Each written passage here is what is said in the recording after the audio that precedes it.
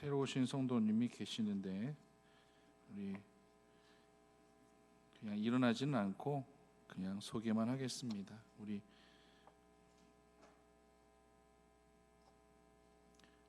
건우 와이프 계속 결혼하고 나서 우리 교회 빠지지 않고 매주마다 예배 잘 드리고 있거든요.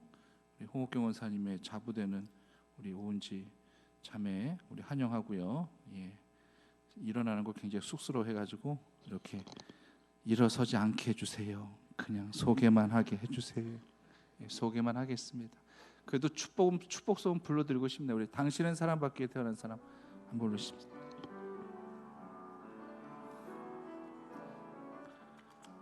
당신은 사랑받기 위해 태어난 사람, 당신의 삶 속에서 그 사랑받고 있지요.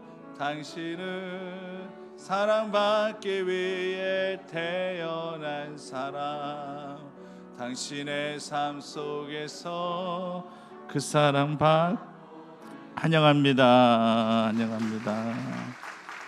기도합니다. 하나님, 우리 오은지 성도를 기억하시옵소서. 하나님, 믿음 안에서 믿음의 배우자 반려자를 만났고 또 믿음의 시댁 식구들과 함께 더불어서 신앙생활하는 귀한 자매입니다. 믿음의 믿음을 더하시고 앞으로 그 삶 가운데 속에서 주의 신령 은혜의 역사가 있게 하여 주시옵소서. 특별히 또 간절히 기도드릴 것은 우리 권우군을 기억하셔서 아버지 우리 4월달에 있을 그 경찰 공무원 그 시험에 꼭 합격하게 해주시는 귀한 은혜가 있게 하여 주시옵소서. 주께서 모든 것들을 이루실 줄 믿고 고백하오며 예수님의 이름으로 기도드립니다. 할렐루야. 우리 앞뒤 옆에 계신 분들 인사 나누겠습니다. 당신을 보니 하나님을 본 것 같습니다. 왜 웃어요 근데? 올해 표가 회복과 비전입니다. 우리 이 두 가지 표대를 갖고 한 해를 지금 살아가고 있고요. 비전에는 또 회복에는 또 이 세 가지가 있는데요. 열정의 회복이 있어요. 열정의 회복이 그 가운데 하나가 있고요. 또 비전 가운데 속에서는 또 건축의 비전이 또 하나가 있습니다. 그래서 오늘은 이 열정에 대해서 또 이 건축에 대해서 또 특별히 2월은 헌금 생활의 본이 되는 달, 힘쓰는 달로 그렇게 선포했기 때문에 제가 헌금 설교를 1년에 제가 한 번이나 할까 2번 정도 할까 딱 그거밖에 하지 않아요. 하지만 필요하기 때문에 또 제가 하는 겁니다.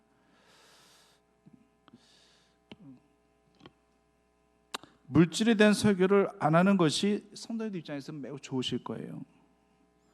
목사님이 강단에서 계속 헌금 설교하게 되면은요, 그것을 계속 강조하게 되면 듣는 성도님들은 강조로 듣지 않고 강요로 들어요. 참 희한하죠. 우리가 어떤 일을 강하게 강조하게 될 때, 예를 들어서 우리 부모가 자녀들한테 이건 꼭 해야 돼, 절대 명심해, 잊으면 안 돼, 이건 꼭 해야 되는 거야. 그럼 한 번 말하는 것건 절대 안 됩니다. 여러 번 계속 제차 3차 귀에 딱지가 않게끔 계속 그렇게 이야기를 하게 되어 있어요. 강조라고 하는 건 그래요. 그리고 우리가 책을 읽다가도 이 부분 매우 중요하다 싶으면은요, 언더라인은 막 칩니다. 한 번 치는 것도 아니에요. 2-3번 쳐요. 어떤 친구들 보면은, 학생들 보면 색깔별로 칠합니다.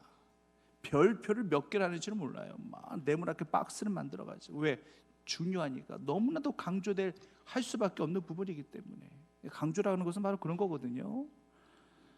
근데 목사가 헌금 설교를 하면서 강조하게 되면 듣는 성도들은 강조가 아니라 희한하게 강요로 들어요.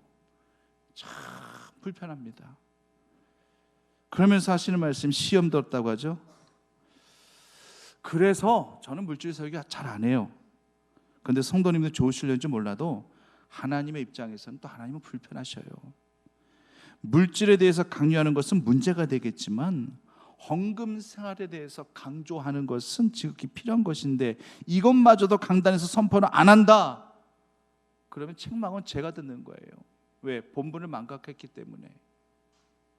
사람 무서워서 못하냐? 가르쳐야 될 건 가르쳐야 될 것이고 강조해야 될 것은 강조해야 되지 않겠느냐? 그런 책망이 저한테 들려지는 거예요. 그래서 제가 하나님 앞에 이런 푸념도 들은 적이 있어요. 저는 헌금을 강조해서 설교한다 할지라도 성도님들은 강조로 받아들이지 않고 강요로 받아들이거든요. 이렇게 제가 하나님 앞에 하소연한 적도 있어요. 예를 들어서 권사 모임이나 안수집사 모임이나 성교회 모임이나 이런 데 가서야 중직자들에게는, 재직들에게는 제가 강조해서 하는 말이 강요를 비춰줄 수 있겠죠. 하지만 이 강단에서의 이 설교는요, 강요가 아니라 강조를 하는 거예요. 왜냐하면 헌금 생활이라는 것은 우리 신앙의 영성과도 직결되는 문제고 저 하늘의 상급과도 직결되는 그런 문제이기 때문에 제가 가르쳐야 될 것들을 가르치는 강조임에도 불구하고 물질 설교만 한다 할지라면 목사님 헌금 강요하시네? 이런 식으로 받아들이니 참 목회가 힘들다고 느낄 때가 한두 번이 아니에요. 그래서 저는 가급적 헌금에 대한 설교 안 합니다. 하지만 헌금을 강조하지 않는 목사가 절대 착한 목사 아니에요. 절대 훌륭한 목사 아니에요. 오히려 가르쳐야 할 때 제대로 가르치고 강조해야 될 때 제대로 강조하는 설교하는 목사가 훌륭한 목사예요. 받아들이는 것은 성도님들의 몫입니다. 저희 교회는요, 비전의 3대 타이틀 가운데 건축의 비전을 세웠습니다. 물론 교회 건축이 순식간에 뚝딱 해가지고 완성될 수 있는 그런 것들이 아니에요. 그렇다고 마냥 넉넉히 있을 수만은 없습니다. 급변하는 이 사회 흐름 속에서 다음 세대를 준비하지 않으면 안 되는 때를 우리가 지금 맞이하고 있습니다. 그래서 지금부터라도, 올해부터라도 기도로 힘을 모으고 물질로 힘을 모아서 준비를 해야 되겠다는 취지하에 비전을 세운 거예요. 물질은요, 하나님께 드렸을 때는 물질이 아니라 예물이 됩니다. 하나님 우리의 물질을 받으시는 것이 아니라 우리의 예물을 받으시는 것입니다. 우리는 모두 성도로 불리우죠. 거룩한 물이란 뜻으로 하나님의 자녀들을 가리켜서 성도라고 그렇게 불리워집니다. 하나님과 연결되어져 있는 것에는요, 모두 다 이 거룩한 존재로, 거룩함으로 다 순환되어지는 거예요. 변화되어지는 거예요. 각인되어지는 거예요. 이게 매우 중요합니다. 특별하지도 않는 것들, 뭐 가구나 그림이나 심지어 우리가 먹는 물, 이 모든 것들도 교회 안으로 들어오면, 신앙 안으로 들어오면은 가구가 성구가 되어지는 것이고 그림이 성화가 되어지는 것이고 물이 뭐가 되어지는 거예요? 성수가 되어지는 것이다라는 얘기입니다. 그래서 우리가 주님께 바쳐지는 물질도 바치는 그 순간 하나님께서 받으시기 합당한 예물이 되는 것이기에 거룩함으로 준비되어져 드려지는 것이 마땅하다라고 하는 것입니다. 교회 건축하면은 제일 먼저 떠올려지는 사람이 솔로몬이죠. 성전 건축, 그 아버지 다윗이 그렇게 성전 건축하기를 원했지만 다윗의 때는 허락하지 아니하시고 솔로몬 때 허락하셨습니다. 근데 또 어린 아이들에게 있어서 솔로몬 하면 제일 먼저 떠올려지는 뭐죠? 지혜입니다. 어른들 입장에서는 성전 건축을 한 왕이라고 그렇게 각인이 되어 있지만 아이들 입장에서는 지혜의 왕으로 그렇게 불려집니다. 정말 솔로몬은요, 변질되기 이전까지 솔로몬의 삶을 보면 정말 환상적이에요. 인간이 받아누리고 싶은 모든 축복 다 받아누렸어요. 돈 있죠, 명예 있죠, 권세 있죠, 건강이 있죠. 그렇다고 뭐 자식들이 없기를 해요? 가족이 없기를 해요? 다 있지 않습니까? 모든 것들을 다 받아누렸거든요. 정말 환상적입니다. 어린 아이들에게 솔로몬 하면 지혜를 떠올릴 만큼 지혜까지 겸비되어져 있어요. 정말 뭐 하나 부족한 것 하나도 없어 보이는 완벽한 모든 것들을 다 가지고 겸비하고 누린 그 왕이 바로 솔로몬이었습니다.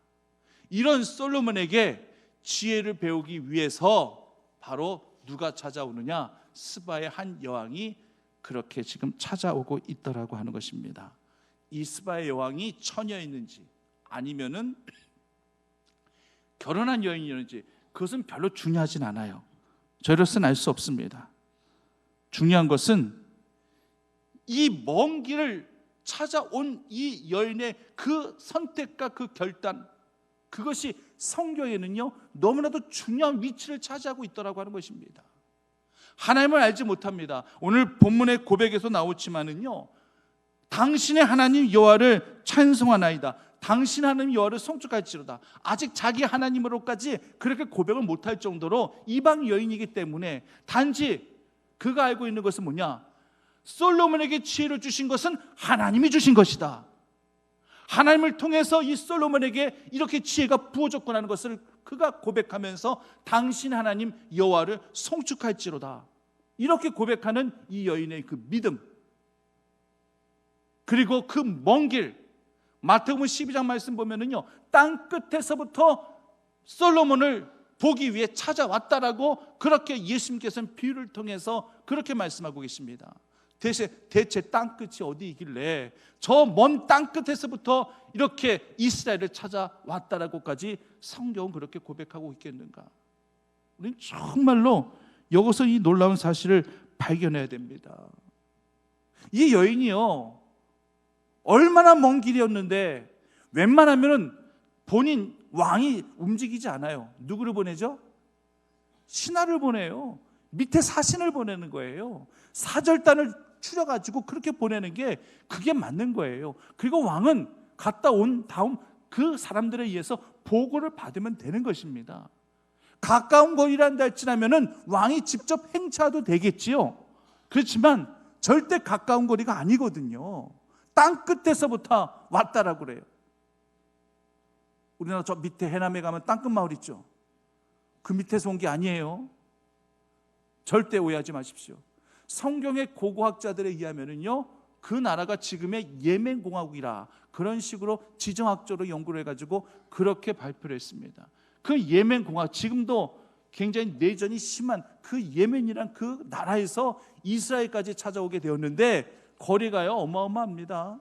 만약 낙타를 타고 그 예멘이란 그 나라에서 그 지역에서 이스라엘까지 오게 되었다는 할지라면은요, 낙타 타고 얼마나 걸리느냐, 75일이 걸린다라고 이 고고학자들이 그렇게 발표를 했습니다. 자, 75일이면은 왕복이면 150일이죠.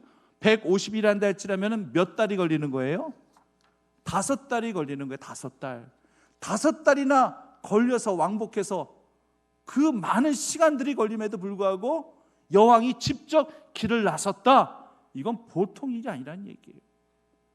그래서 이 같은 그 행동과 결단이 성경에서도 입증되어지고 역대상에서도 언급되어지고 마태복음에도 누가복음에도 동일하게 예수님께서 이 스바 여인을 언급할 정도로 성경에 4번이나 그렇게 이 스바 여인에 대해서 언급이 되어질 정도로 굉장하게 하나님은 이 여인의 행위를 보고 있더라는 얘기입니다. 그럼 대체 뭐 때문에 여기까지 찾아왔습니까? 솔로몬에게 뭘 배우려고 여기까지 찾아온 거죠? 지혜를 배우려고. 일단은 좀 뭐 확인하고 싶고, 뭘 확인하고 싶은가?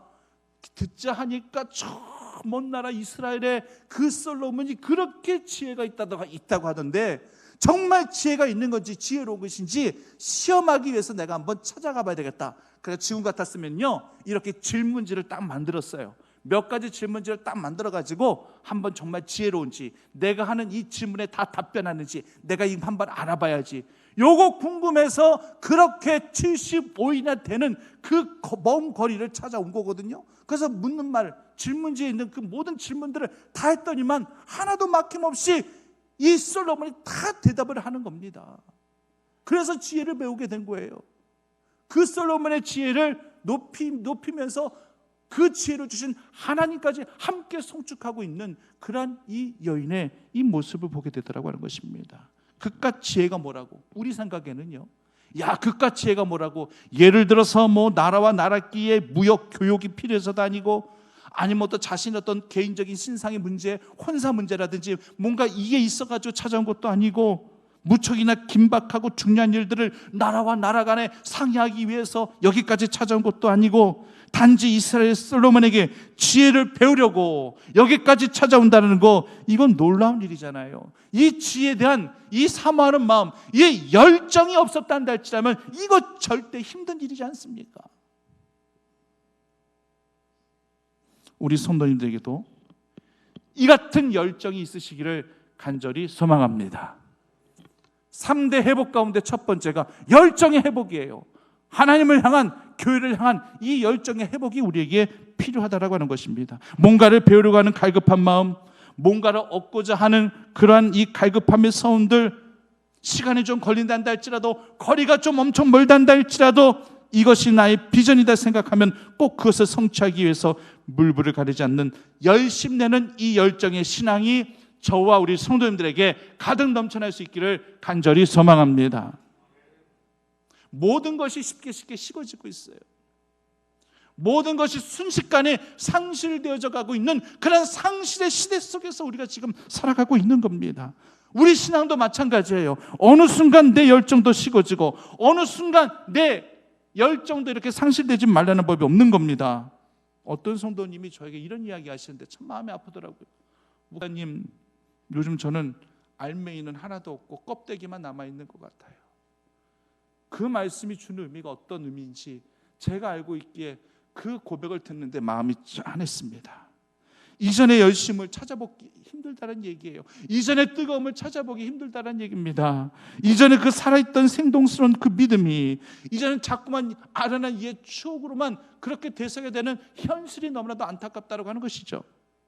이렇게 말씀하시면서 자주 섞인 웃음을 지으시는데 절대 그렇지 않다라고, 지금도 당장 도로 되찾고 회복하실 수 있다라는 그런 확신의 말씀을 제가 드리면서 기도를 해드렸던 적이 있습니다. 성도님들, 그 모든 열정이 아련한 옛 기억이 되었어야 되겠습니까?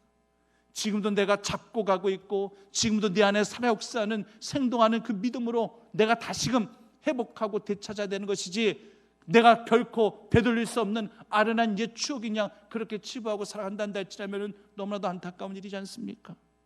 나이도요 중요하지 않아요. 나이를 무시하지 못하지만 나이를 핑계대는 신앙은요 역시 이것도 바람직하지 못합니다. 제가 신학교 대학원 시절에 채플, 즉 예배를 드리는데 그때 설교자로 오신 목사님이 고 한경직 목사님이셨습니다. 아마 하나님의 부름을 받기 아마 몇 달 정도 되시기 채 안 된 그때이셨어요. 한 95세, 96세 정도 되셨을 겁니다.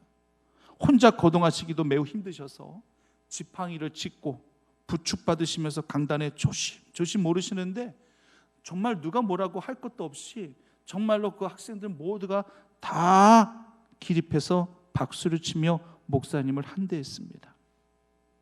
목사님 몸이 많이 불편하셔가지고 어디 다니시지를 않으세요. 웬만하면 외출을 안 하신답니다. 근데 후배 신학생들을 내가 만난다는 감격과 기대감이 있으셔서 이렇게 불편한 몸을 갖고 여기까지 오게 되었노라고 하시면서 환하게 웃으시는데, 그 말씀 듣고 역시 또 앉아있던 학생들 모두가 다 기립해서 박수를 치면서 감사의 마음을 그대로 표현한 적이 있습니다. 한국교회 대표하시는 한국교회 상징이신 우리 한경직 목사님을 직접 내가 그렇게 뵙는다는 것이 얼마나 영광스러웠는지요. 비록 목사님이 기거하시는 그 남한산성과 제가 다녔었던 그 학교하고 그렇게 거리가 멀진 않지만 그래도 이렇게 마음 먹으셔서 학교까지 찾아와 주신 목사님께 정말 감사의 마음이 가득했었습니다. 건강이 좋지 아니하신데도, 나이가 그렇게 연로하신데도 후배 목회자들을 위한 사랑으로 찾아오신 목사님이 너무나도 감사스럽고 존경스럽습니다. 열정이 없으셨다는 할지라면 이 모든 것도 가능하지 않은 것입니다. 성도님들, 예배에도요 열정이 있어야지 이 예배의 자리를 여러분들이 찾아올 수가 있는 겁니다. 거리에 상관없이, 나이에 상관없이 예배에 대한 사모하는 열정, 그 마음이 있으시다면 주일은 어떤 일이 있어도요 지켜갈 수 있게 된다는 얘기입니다. 30분의 설교지만 여기서 진정 하나님의 지혜와 하나님의 복음이 선포되어진다 할지라면 그 복음과 지혜로 우리는 한 주간을 은혜로 능력으로 살아갈 수 있다는 사실도 기억하셔야 할 것입니다. 스바 여왕이, 먼 나라 이스라엘의 솔로몬 왕이 지혜롭다라는 말을 들었었을 때 일단 부러운 마음이 들었을 거예요. 뭐 이런 말이 있더라고요. 부러우면 뭐 하는 거다? 저는 그 말 별로 안 좋아해요. 왜 부러우면 왜 지는 거예요? 부럽게도 생각해야지. 부럽게 생각하는 마음도 있어야지 해보고자 하는 마음도 생겨나는 거 아니겠습니까? 이 부러운 마음이 있을 때 또 선한 질투의 마음도 날 수도 있는 것이고, 그런 마음 속에서 나도 해보고자 하는 강한 열정도 생겨나는 거 아니겠습니까? 스바 여왕이 저기 아주 먼 나라 이야기야, 이런 식으로 치부해버렸단다 할지라면은 스바 여왕은 더 이상 하나님의 그 지혜를 결코 배우려고도 결코 가질 수도 없었을 것입니다. 그렇기 때문에 그 먼 거리를 오직 지혜를 얻기 위한 열정으로 찾아가는 거예요. 우리 성도님들 한번 저를 따라해 보시겠습니다. 영성은 열정에서 시작합니다. 믿으십니까? 중요합니다. 영성이라는 것은 열정에서부터 시작하는 거예요. 우리 영성의 사람이 되어야 된다는 말을 많이 들으셨을 것입니다. 그런데 그 영성의 시발점은요, 바로 열정이라는 얘기입니다. 기도도 찬송도 전도도 봉사도 다 열정이 있어야 가능한 거예요. 그런 열정이 삶으로 구체적으로 표현되어질 때에 그게 영성으로 자리 잡게 되는 줄을 믿으시기를 바랍니다. 마태복음 12장 42절에서 예수님께서 이 스바 여왕을 인용을 하시는데요, 참 놀라운 사실 하나가 있습니다. 이 말씀이 어떤 말씀이냐면요, 심판 때에, 심판이라고 다가올 심판을 얘기하는 거죠. 심판 때에 남방 여인이 일어나 이 세대 사람을 정죄하리니 이는 그가 솔로몬의 지혜로운 말을 들으려고 땅 끝에서 왔습니다. 이 말씀을 예수님께서 주고 계시는 거예요. 보십시오. 스바 여인은 과거의 여인이에요. 이방 여인이었고 과거의 여인이에요. 근데 이 마지막 앞으로 임박할 미래 종말 때에, 이 심판 때에 이 세대 사람들을 이 스바 여왕이 정죄하게 될 것이라고 예수님께서 그렇게 선포하고 있는 것입니다. 매우 충격적이에요. 마지막 심판 때에 하나님께서 신앙의 모델로 이 스바 여왕을 분명히 세워놓고 뭔가를 말씀하시면서 정죄하게 될 거란 얘기죠. 어떻게 정죄하시겠어요? 너는 열정이 없었지 않느냐? 너희 믿음이 살아있는 믿음이었느냐? 이 스바 여왕은 그 먼 거리를 하나님의 지혜를 배우려고 그렇게 찾아왔지 않느냐? 너는 열정 없이 그렇게 신앙생활을 해오지 않았느냐? 이렇게 정죄를 하게끔 하나님께서 세우시겠다는 얘기예요. 이건 매우 충격적으로 우리가 받아들여야 됩니다. 열심내지 않는 신앙, 열정 잃어버리고 껍데기만 남은 채 근근히 신앙생활하는 신앙, 이런 사람들에게 있어서 스바 여왕을 통해서 정죄를 내가 주겠다는 거예요. 스바 여왕 행적은 그 외에 나와 있는 건 아무것도 없어요. 먼 나라 사람이었다라는 거, 하나님께서 이스라엘 민족을 선민 삼아 가지고 하나님의 그 역사를 써 내려가셨기 때문에, 만약 이 스바 여왕이 이 먼 곳까지 솔로몬에게 지혜를 배우려고 찾아오지 않았단다 할지라면은요, 스바 여왕은 이 성경책에 기록에 남아 있을 이유가 없어요. 근데 그 결단, 그 열정과 그 결단 때문에 방금 전에도 말씀드렸지만 성경에 4번이나 그렇게 이 스바 여왕이 언급이 되어져 있고, 지금 말씀드린 것처럼 심판 때에 이 스바 여왕을 내가 이렇게 세워가지고 내가 이 세대 사람들을 정죄하게 할 것이라는 그런 말씀까지, 미래적인 약속까지 하고 계신 것을 보면은, 이야, 하나님의 지혜를 배우기 위해서, 하나님의 말씀을 내가 배우기 위해서 열정 갖고 신앙생활 하는 것이 얼마만큼 중요한 것인가를 우리가 분명히 알고 깨달을 수 있어야 할 줄 믿습니다.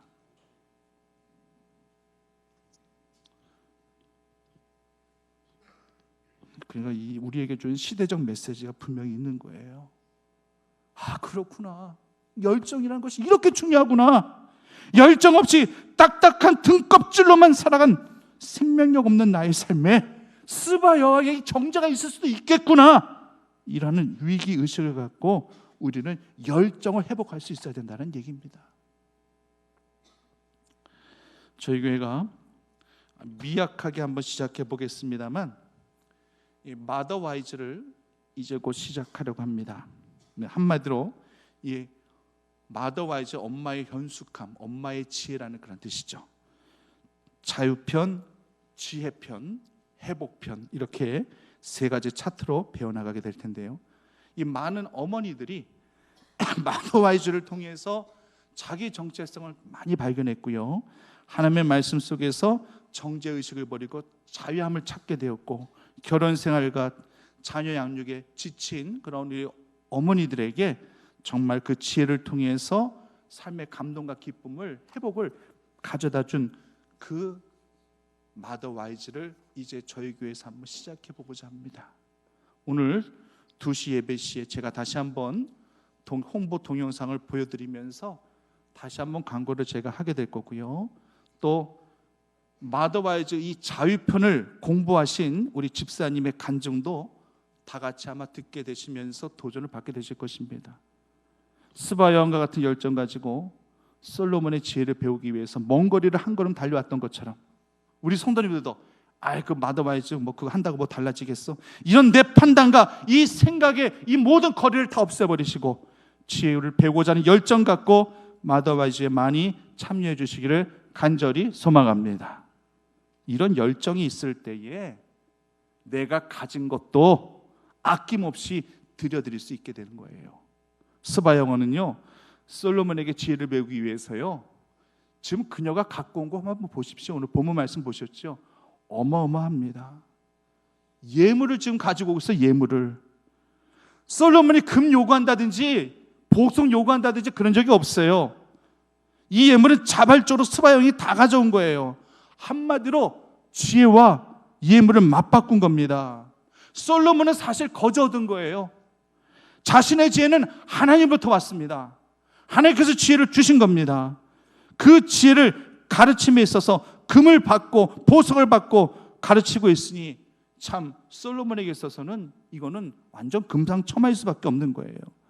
그런데 더 훌륭한 것은요, 이 솔로몬이 이 모든 예물을 하나님의 성전 건축에 사용했다라고 하는 것입니다. 그래서 솔로몬이 굉장히 이때 당시 평가를 받아야 되는 거예요. 12절 말씀에 왕이 백단목으로 여호와의 성전과 왕궁의 난간을 만들었다라고 얘기합니다. 이 받은 예물을 통해서, 이 받은 금은 보석들을 통해서 하나님의 성전에 필요한 것들을 더 만들어 가더라고 하는 것입니다. 결국 하나님의 역사는 바로 이런 겁니다. 전혀 예기치 못했던 사람의 방문, 순수한 동기로 지혜를 배우기 위해서 먼 길을 찾아온 이 여인에게 솔로몬은 성심성의껏 질문에 답해 주었고, 하나님의 지혜가 무엇인지 자연스럽게 알려주었고, 생각지도 못한 답례품으로 이런 금은 보석들을 받게 되어서 이것이 하나님의 성전에 더욱더 귀하게 쓰임바 되었다는 얘기입니다. 어느 교회 목사님의 설교 때 이런 말씀하시더라고요. 저희 교회는 이렇게 성전 건축하려는 마음 전혀 없었습니다. 근데 어떤 한 분이 전화가 와가지고 제가 이런 은혜를 받아가지고 그런 마음이 왔기 때문에 목사님 제가 전화드린 거라고, 제가 이렇게 성전에 헌금을 드리겠노라고. 근데 그 액수가 굉장히 큰 액수고, 그리고 이 교회 성전 건축의 비전이 있는 것 같다고 그렇게 목사님한테 얘기하시면서 그런 예물을 드리더래요. 목사님 기분이 나쁘더래. 굉장히 기분이 나쁘더래. 성전 건축의 비전이 있으면 나를 통해서도 오든지 아니면 우리 교인 통해서 그렇게 비전이 오든지 해야지, 왜 우리 교회랑 전혀 상관없는 사람이 전화를 해가지고 이 교회 성전 건축 비전이 있는 것 같다고 그런 식으로 얘기하느냐고 처음에 기분이 나쁘더래요. 언짢더래요. 근데 결국 그게 하나님의 뜻이 되어서 지금 하나님의 성전을 아름답게 완성해서 하나님 앞에 그 지역사에 크게 공헌을 하고 있는 그런 교회가 되었습니다. 하나님의 역사는 바로 이런 겁니다. 지금 이방 여인 이 스바 여왕은요, 5절 말씀 보면은 여호와의 성전에 올라가는 층계만 보고서도 감동하였다라고 그렇게 이야기하고 있습니다. 단순한 감동이 아닙니다. 이방 여인은요, 이 층계 하렴을 보고 감동한 게 아니에요. 금은보석으로 치장한 이 화려함을 보고 절대 감동한 게 아닙니다. 이미 하나님에 대해서 이미 열려진 이방 여인이었어요. 그래서 하나님께서 솔로몬에게 지혜를 주셨다는 것도 이방 여인은 알았고요. 하나님의 감동으로 하나님의 성전이 솔로몬을 통해서 아름답게 지어진 것도 이미 알고 있었습니다. 그래서 그 성전으로 올라가는 층계만을 보고서도 그냥 감동이 일어나게 되더라고 하는 것입니다. 그래서 9절 말씀처럼 고백이 되어지는 것입니다. 우리 9절 말씀을 다시 한번 우리 한번 자막을 통해서 함께 살펴보도록 하겠습니다. 우리 9절 말씀 자막 좀 띄워주시겠습니까? 함께 읽겠습니다. 시작. 당신의 하나님 여호와를 송축할지라. 여호와께서 당신을 기뻐하사 이스라엘 왕위에 올르시고 여호와께서 영원히 이스라엘을 사랑하심으로 당신을 세워 왕으로 삼아 정의와 공의를 행하게 하셨도다 하고. 아멘. 이방 여인이 지금 이렇게 고백한다고 하는 것은 하나님에 대해서 이미 마음이 활짝 열려진 것이고, 성전을 바라보자니, 성전에 올라가는 층계만 바라보자니 정말로 너무나도 감동스러워서 이 같은 고백을 하게 되는 것을 말씀 속에서 살펴보게 됩니다. 사랑하는 성도님, 우리에게도 이 같은 믿음의 감동과 고백이 있기만을 간절히 소망합니다. 하나님의 몸된 성전에 대한 그러한 기대감을 가지고 이 성전 건축의 비전을 우리가 모두 다 마음에 품고 함께 한마음 한뜻으로 기도할 수 있는, 이 기도에 참여한 바 되어질 수 있는 믿음의 동력자들이 모두 다 되시기를 간절히 원합니다. 저희 교회가 항상 이곳에만 머물러 있어야 된다는 그런 법은 없는 거예요. 하나님의 일과 역사는 아무도 모릅니다. 언제 어느 때 이탈을 옮겨서 다른 곳으로 옮겨지게 될지 아무도 모르는 거예요. 그렇기 때문에 우리가 대신 할 수 있는 일들을 올해부터 해나가자는 얘기입니다. 건축 비전을 세워 실천하고자 하는 거예요. 정말 성도님들께 부탁드리고 싶은 것은 11조 생활에, 감사의 생활에 꼭 제외되지 마시기를 간절히 부탁드립니다. 저는 헌금에 대해서, 예물에 대해서 강조할 책임이 있기 때문에 하는 거예요. 자주 하지도 않아요. 1년에 한두 번 하면은 많이 하는 겁니다. 2월을 헌금 생활에 본이 되는 달로 선포했기 때문에 더더욱 말씀을 드리는 겁니다. 절대 강조이죠. 강요 아닙니다. 성도님들, 건축 헌금을 매달마다 작정해서 해주시기를 부탁을 드립니다. 액수를 제가 정해드리지 않습니다. 그건 성도님들이 하나님과의 관계에서만 정하시면 되는 거예요. 뭐 많이 하시라 이런 말씀도 안 드립니다. 대신 내 믿음의 연수와 분량을 보았을 때 부끄럽게만 하지 아니하셨으면 좋겠다라는 그러한 말씀만 드리고 싶습니다. 성도님들, 스바 여왕처럼 지혜를 배우기 위해서라면, 하나님의 성전 보기를 원한다 할지라면은, 하나님의 감동을 몸소 체험하기를 바라고 원한다 할지라면, 정말 그 먼 거리란다 할지라도 열정 갖고 모든 길 다 마다하지 아니하고 교회를 위해서, 몸된 춤을 위해서 더욱더 내 자신을 내어 희생할 수 있는 그런 마음가짐으로 하루하루를 살아가실 수 있는 비전을 가진 믿음의 성도들이 다 되시기만을 간절히 축원합니다. 살아계신 아버지 하나님, 열정의 성도들이 되게 하여 주시옵소서. 믿음의 성도들이 되게 하여 주시옵소서. 지혜와 명철함을 가지고 비전 갖고 나아가는 주의 성도들 되게 인도하여 주시옵소서. 예수님의 이름으로 기도드립니다.